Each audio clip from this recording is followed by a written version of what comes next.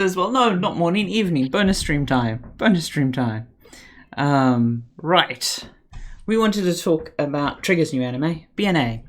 So BNA is what, brand new animal? Brand new animal, also beast nucleic acid, because they don't have DNA, they have BNA. BNA. I totally missed that reference. Which is also, very close to BNE, but Well, I mean, okay, so Netflix has gone on a bit of a furry anime spree lately, but I have to say this was one two's still a spree when no, it's not a spree till you got at least 5 corpses. Well, I mean, like, if you're talking about like 2 people walking into a room, you're not going to say, well, that's a spree.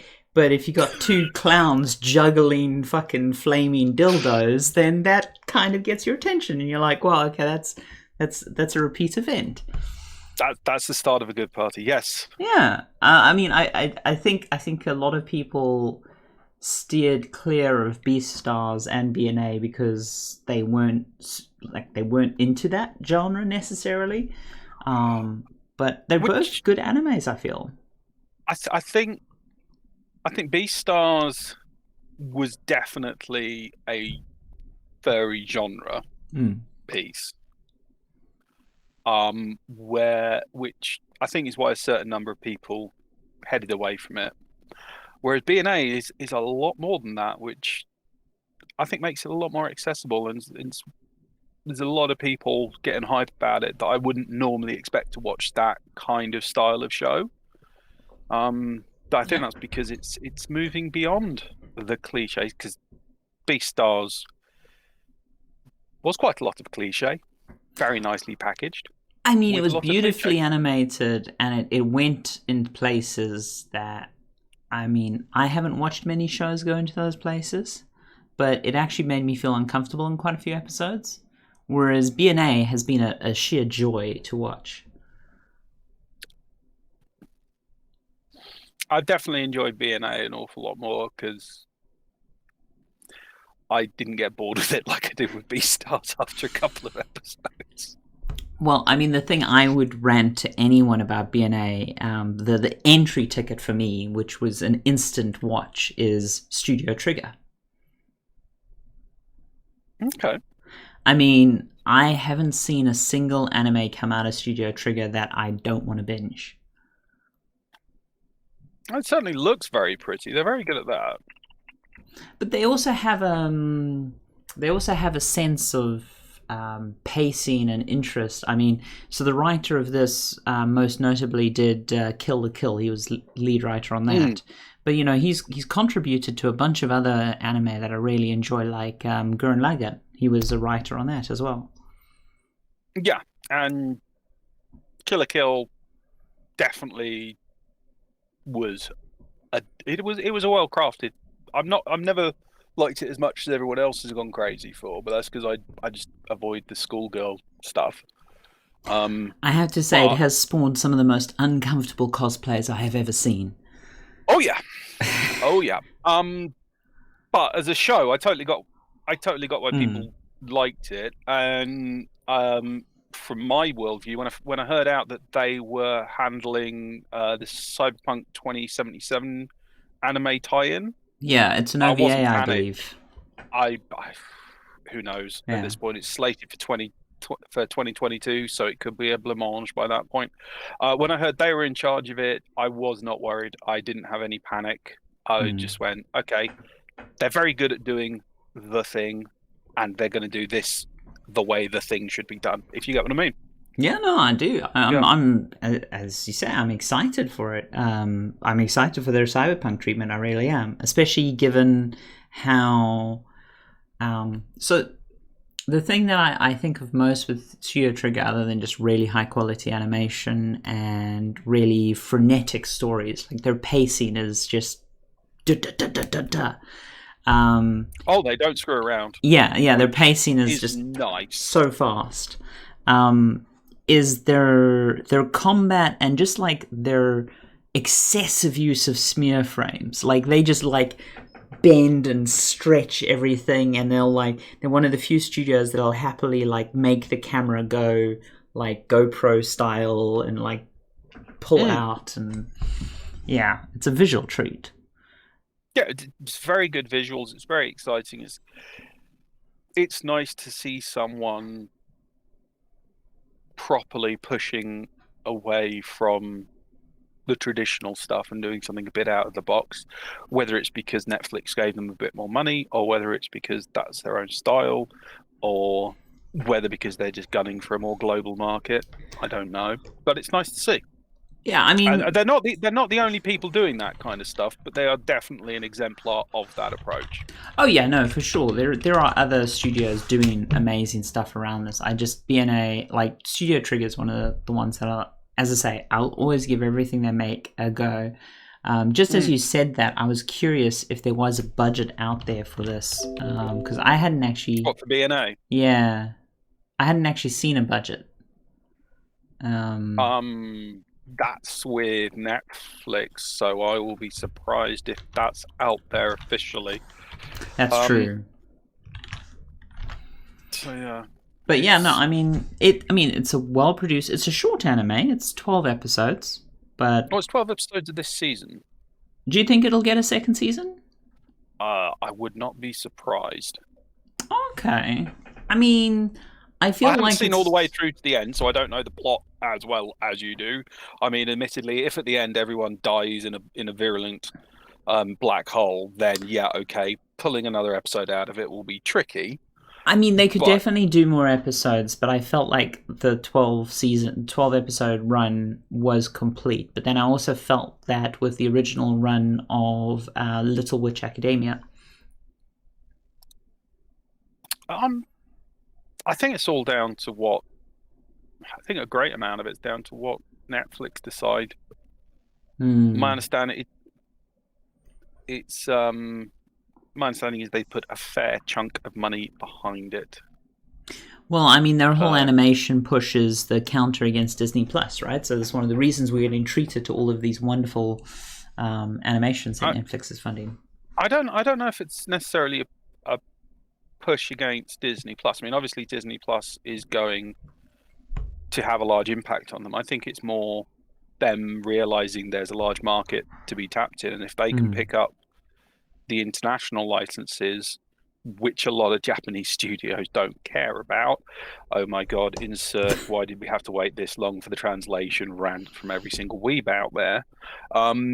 It's they've worked, if they've worked out that they can get ahead of the audience on that, and they can produce something more accessible than Crunchyroll, then they're on a good run. Because one thing I'd say about BNA is it is quite clinically done. I'm not saying this in a bad way, but there's definitely some of the cliches that you'd normally expect to gone. There's a lot more roundness to it that I think will appeal to a wider audience. What do you mean by roundness? More just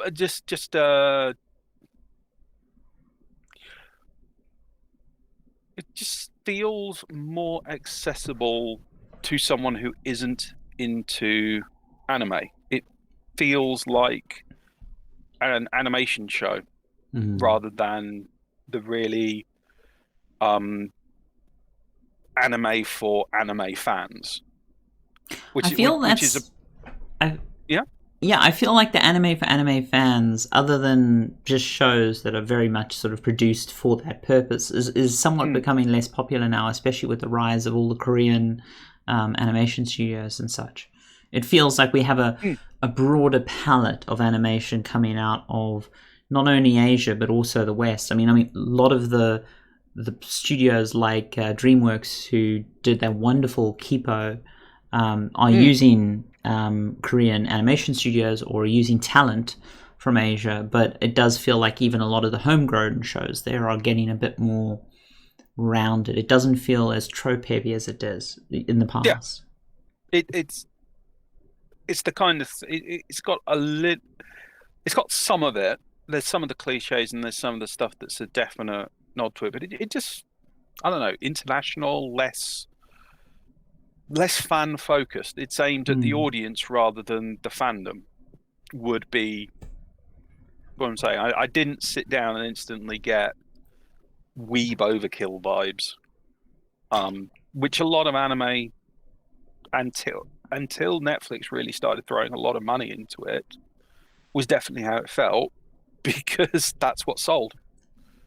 So, I mean, like, you can't just sit someone down and have them watch JoJo's Bizarre Adventure without, the head exploding.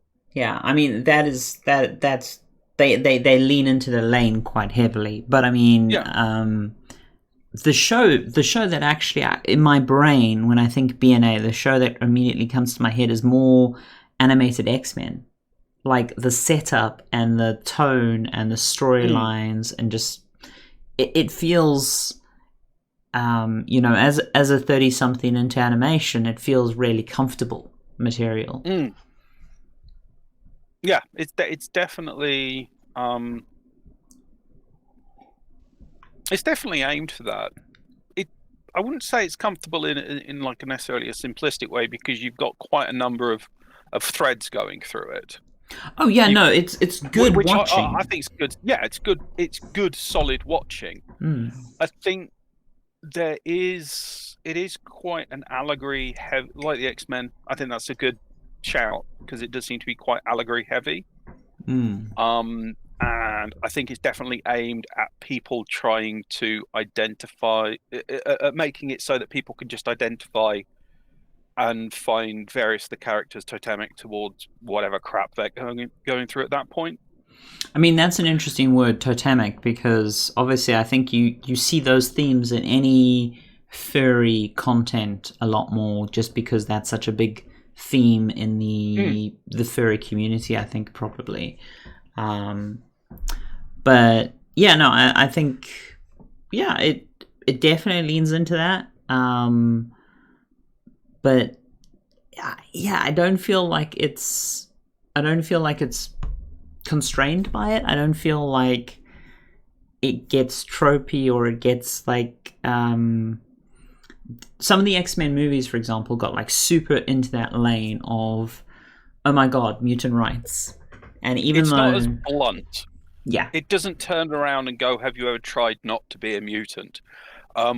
Which for its day was a brilliant line, and you look at it now and you're just, oh my god, we actually cheer that in the cinema. Yes, we did. We were younger then. Time has moved on. Yeah. But I think it's also it's less blunt, because there's so much you could affix to the animal state. Not necessarily just being a furry. It's a lot more open to interpretation, because they've left a lot of the symbology very open for you to do what you want, which again will get them more eyeballs. So, in terms of the audio, were you watching it dubbed or subbed? I was watching it dubbed, because I can't hack subs. So, I mean, I generally will, I think, watch subs mostly because they're the only option, or the dub is, a few episodes behind or something. In this case, I watched dubbed. I did check out the Japanese voice acting talent, but it was one of these things of, the dub is good enough that I feel I can get more nuance out of the voice performance than I can out of the subtitles. I with the Netflix, I am a lot more trust in their produced stuff. I am a lot more trusting in the translation, because it's them putting their money into it. It's not someone afterwards trying to grab, doing it for 50 quid and a bag of speed. So they have money riding on their dubs being reliable and not splitting the community. Yeah, no. So for sure. I trust I'm going to get the same experience, because there's no reason for them not to. And frankly, it's easier to play video games while watching in English. It is. It's also. It's just as someone who to put the cards on the table. As someone who is dyslexic, it can be a choice between following what's happening on screen and following the script. And it does get super like high energy. Like reading subtitles during some of the scenes, I feel like I would have been missing out on all of the action that was going on the screen. But it's purely from that angle, for me, I like the fact that their stuff is reliable, so I'm not worried I'm being left out by having to go with a sub. How do you feel about the core characters? I like them. I think the main character she's got more personality than I thought she would. She's less imprintable. Right. Well, it's like the main character from Twilight was just this empty vessel anyone could pour themselves into because there was no personality to get in the way. It was just this vague notion of I'm a teenager, thus I feel angst. Whereas with this character, she's got I'm probably going to massively mispronounce her name. Michiru? Yeah, Michiru, yeah. Michiru. I'm probably mispronouncing that as well. Yeah. She's got a definite personality. She's got definite goals beyond the vague, oh my, the big wide world, how will I live in it? Oh, teenage stuff. So that's pretty cool. Yeah, no. The wolf guy, Shiro, he's pretty cool. What else? I mean, if you can't make an anti-hero cool, then he's an indestructible wolf man. I have no idea how you could make that not cool. Yeah. That is. He's also quite pleasant. I'm hoping they're going to play down the fish out of water aspect of being the surrogate parent. But so far it's been fun, and the couple of times where he's been confused by the parenting thing, it's been quite amusing. The rest of them do the job. It feels. I really like the relationship. I like how their whole dynamic evolves. I really like that his introduction is, the crying tough guy. That whole festival, and he's sort of running the tears is really sweet.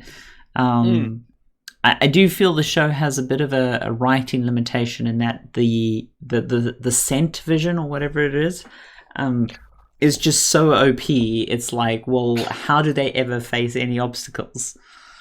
I can smell through time and space. You know what? As superpowers go, that's what I never want. Ever. It could be awkward.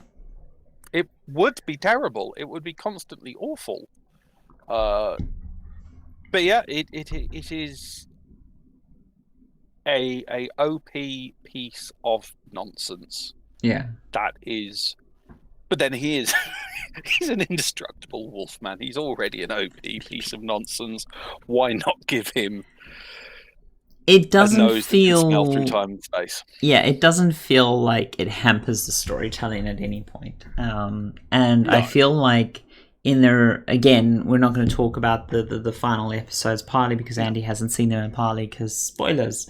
But I feel they manage their ride up to the climax well, and sustain the climax for the length of about half an episode to an episode. It isn't just like one scene, blow it and move on. It is actually a decent payoff, and it holds its own. I feel like, so that roller coaster is worth riding. So I feel you've got this really amused look on your face, and I'm worried. I'm just waiting for you to read back the pure filth that you just said. But no, I agree. The individual episode pacings and the build up of the introduction of the world, the introduction of the various characters, and the pace they're explaining the setting has given me confidence that they actually know where they're going. We're not entering a lost situation. We know that the payoff is going to be solid. Yeah. Have Or at you least, got? yeah. Have you got? Because I'm trying to remember where in the continuity it fits. The episode with the bird. Which one? Because there's birds Um, in quite a few. there's But I one can that remember. starts off with an albatross. No. Okay, never mind. I find I did get to the episode where they completely failed to explain why the internet isn't allowed. I thought the whole premise there was they were trying to avoid too much contact with humans. They They didn't explain that for Toffee. They basically the main character goes, "Why can't I have internet to the outside world?" And then she gets a lesson in how awful humans are. And okay, fine, but that doesn't explain why you can't have Netflix. So that's something I really liked in the show. It did explore a lot of controversial ways and some good ways and some bad ways that persecuted minorities can deal with the persecution. Obviously, the ultimate setup of the show is that they've isolated themselves in a city, and that comes with a whole bunch of baggage in a whole bunch of different ways. And then you've got the whole concept of like how they can transform into humans. So in many cases, some of them can pass as human, but the main character cannot actually transform back to human form. And there's a lot of language around how people feel comfortable, differences in culture. And the reason I mentioned the albatross episode, without getting too spoiler heavy on that, there's also the discussion in like when you look at like gay rights and LGBT rights generally, there have been steps, and this would I'd apply this to the civil rights movement as well. There have been steps forward that have felt like steps backwards for select people in that minority or that movement. Like there were for instance, like in the initial movements of the civil rights movements, the perceived better place that the house slaves were in versus the field slaves, or in the case of like the LGBT movement, there were some gays who were doing quite well until there was this perception where they had to out themselves, and they were quite comfortable with that.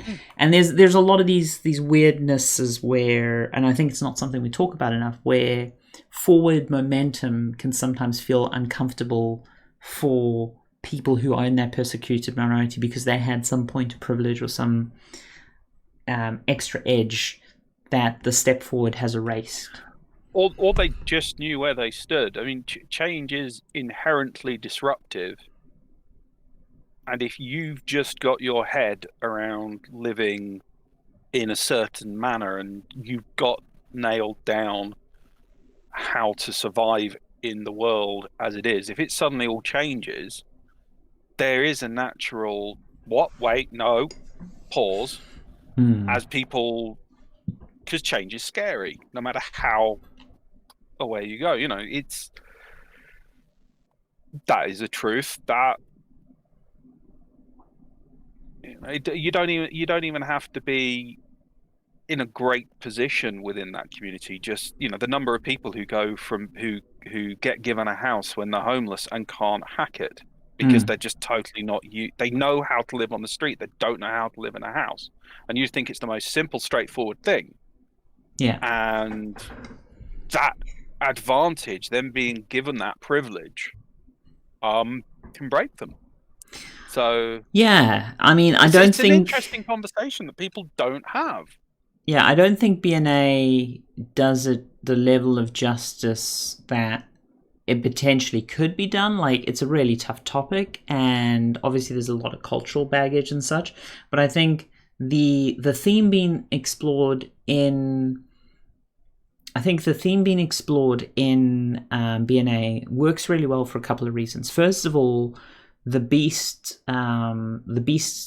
race, as it were, has always existed on the planet. I think that's a big distinction from mutants, which are a new emerging group that haven't got a history and haven't got a history of persecution. Because, like, yes, I see your face, and I'm not going to go into a Marvel history rant. Okay, that was all retcon, though. The original, yeah, I know. The original premise, that was retcon. Yeah, the original premise of X-Men was this new thing. I'm not going to go in that rant. I'll go on. Give we'll it hit to the Summerses, and then there'll be diagrams, and it'll get.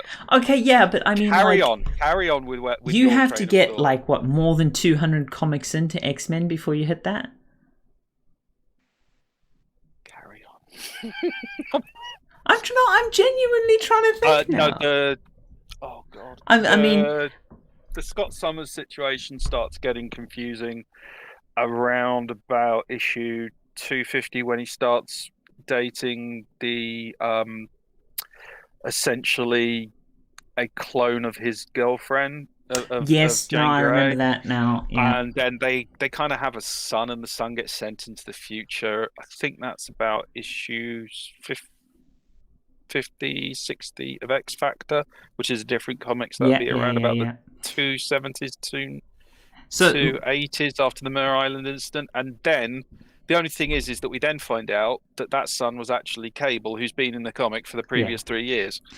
The point stands, though, that the original fiction and the original intent, at least for the first 5 to more like 10 years or whatever of X-Men, it was a new race. Whereas, and I think most times when they do this allegory for a persecuted minority, they fail to insert the history. Yeah. Because the historic persecution of the Beastmen in BNA is, I think, a key aspect to how they interact with humanity, and a key aspect to the story, which is not usually inserted into these fictional allegories for the format. I liked it. When it was presented, I was instantly, I wonder who was, who was a beast, who was a god. What does this mean about this? What does it mean about the other? That gave it instantly, as a viewer, that gave me a sense of depth to it. Yeah, which I found quite intriguing. No, I mean, I definitely think other than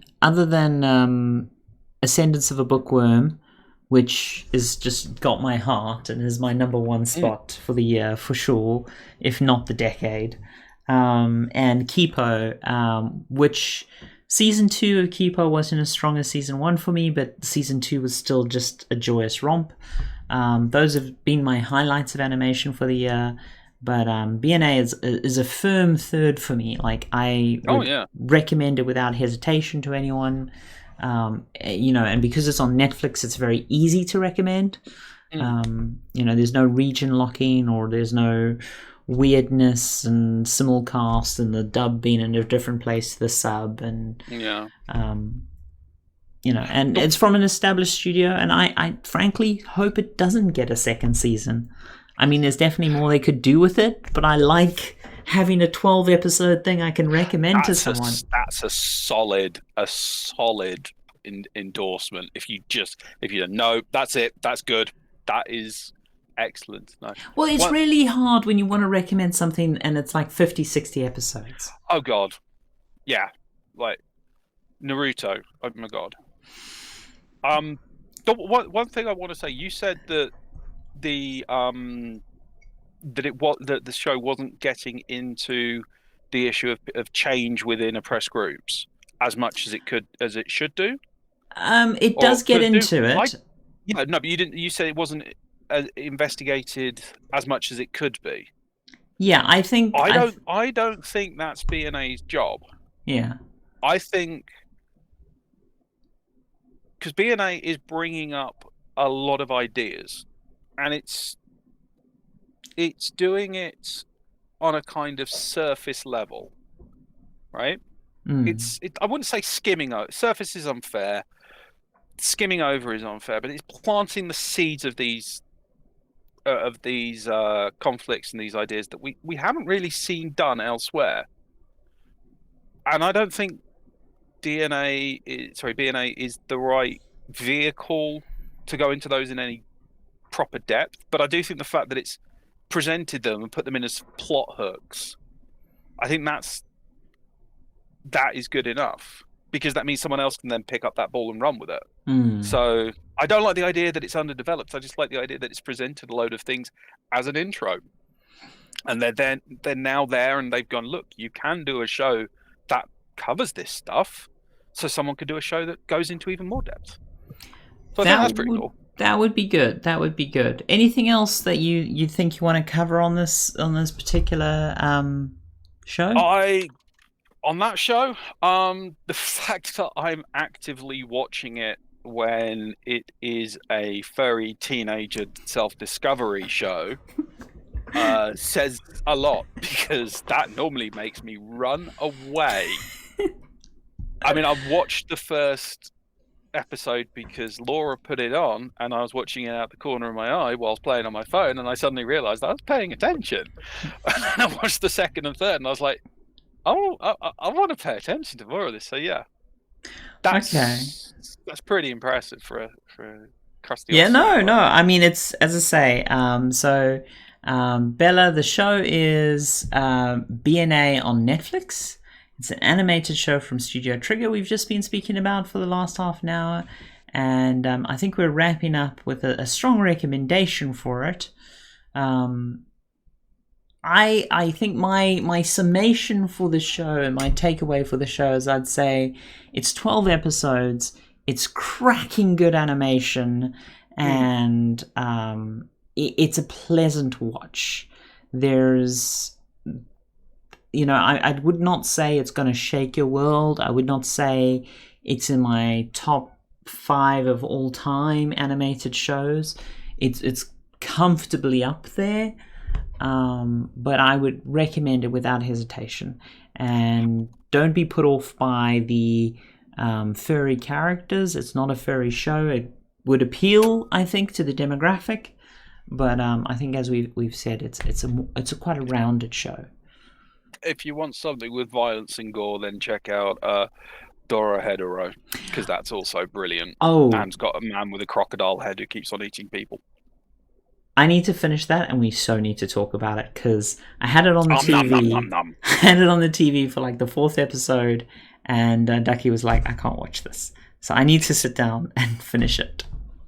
It's so violent.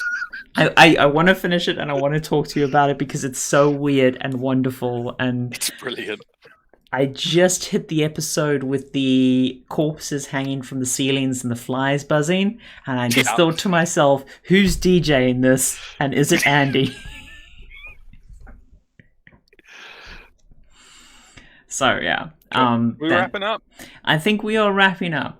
What I am probably going to do for now, for the stream, guys, is I am probably going to be playing a little bit of Spaceship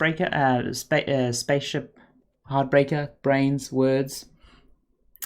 Andy, thanks for joining me. It's really useful. I tried to talk about BNA in the morning. I failed. It's nice to have someone to bounce it off, because it's a show that's been in my head a lot. Can I give a quick plug? Please do. Bunkazilla.co.uk. Lots of my writings there. Also, there is the regular Thursday Trash or Treasure live viewing party. Go to bunkazilla.co.uk or go to the Facebook, find it out. I find a movie that you've probably never heard of before every Thursday, and we watch it with a live peanut gallery. It's awesome. Yes, it is. I highly recommend it. I'm just getting... Can you give me a link in chat for Bunkazilla, because I am failing to get a link up. Bunkers. Found it. Okay. Monsters of Culture. Sorry, bunker. There we go.